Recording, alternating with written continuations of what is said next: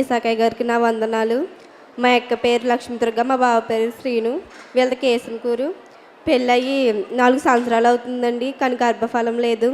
ఎన్నో హాస్పిటల్కి తిరిగింది, ఎన్నో మందులు వాడింది. కడుపులో నీటి బుడగలు ఉన్నాయని చెప్పారండి. ఆ నీటి బుడగల కోసం చాలా మందులు వాడింది.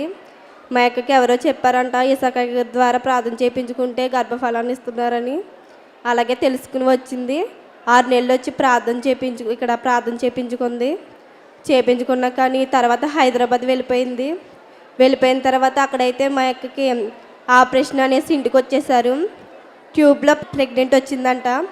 ఆ ప్రెగ్నెంట్ని తీసేయాలని చెప్పి ఇక్కడ ఆపరేషన్ చేశారండి. ఒకే ట్యూబ్ ఉండేది. ఆ ట్యూబ్ మీద అయితే ఆపరేషన్ జరగదనేసి చెప్పారు. ఒకే ట్యూబ్ మీద అయితే ఎవరికి పిల్లలు పుట్టలేదమ్మా ఇప్పటి వరకు అని చెప్పారు. మా అక్క అయితే దేవుడి మీదే భారం వేసుకుని దేవుడే పిల్లలు ఇస్తారని నమ్మి అలాగే ఇసాకయ్య గారు ప్రార్థనకు వచ్చేది. ఇసాకయ్య గారు అయితే నోట్లో తైలం వేసి అలాగే ప్రార్థన చేసేవారు. ఇప్పుడైతే మా అక్కకి మగబిడ్డ. ఈ బిడ్డకైతే 6వ నెల. ఈ చిన్న సాక్షిని దేవుడు దీవించును గాక.